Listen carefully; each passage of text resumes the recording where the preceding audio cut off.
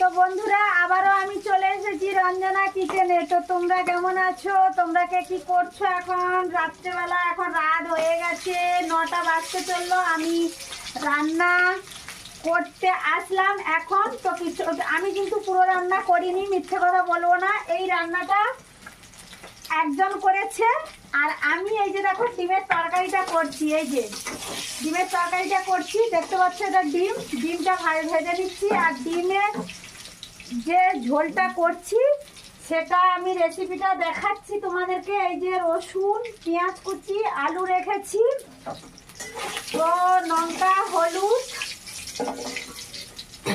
আর আমি এই ডিমটাকে গোটা গোটা তরকারিতে দেবো না, এটা একটু ঠান্ডা হয়ে গেলে এই ডিমটাকে আমি এরকমভাবে আধা চালা করে তারপরে দেব, ঠিক আছে? তো তোমরা এরকমভাবে কারা ডিমের কষা করে খাও অবশ্যই কমেন্ট করে বলবে।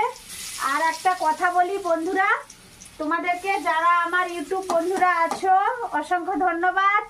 আর যারা আমার ফেসবুক ফ্রেন্ড আছো, তো তোমরা আমার ইউটিউব চ্যানেলে গিয়ে আমার রঞ্জনা কিচেন ব্লগ অবশ্যই সার্চ করে দেখে নিও, ঠিক আছে?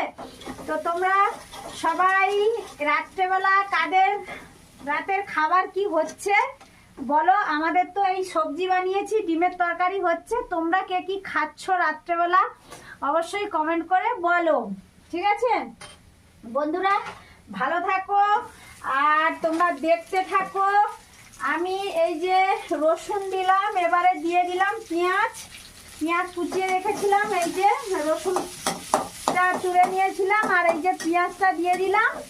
তো তারপরে আমি এই যে আলুটা, কেটে রাখা আলু, এটা আমি দিয়ে দেব।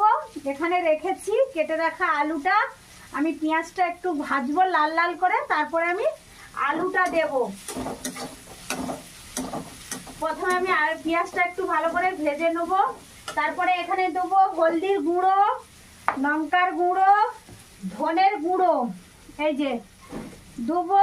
এখানে রেখেছি গুঁড়া মশলা, মিট মশলা, এখানে সমস্ত কিছু মিক্সড করে মশলা মিক্সিতে পিষে রেখেছি, এটাও দেবো।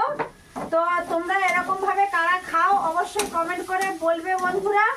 আর তোমরা দেখতে থাকো, ভালো থাকো সবাই। বলছি যে তোমাদেরকে একটা কথা, যে আমি এখন নতুন, আমি সেরকমভাবে ভিডিও ভালো বানাতে পারছি না। এখন আমার কিচেনে এইরকমভাবে করছি, ভয়েস ভিডিওটা দিচ্ছি।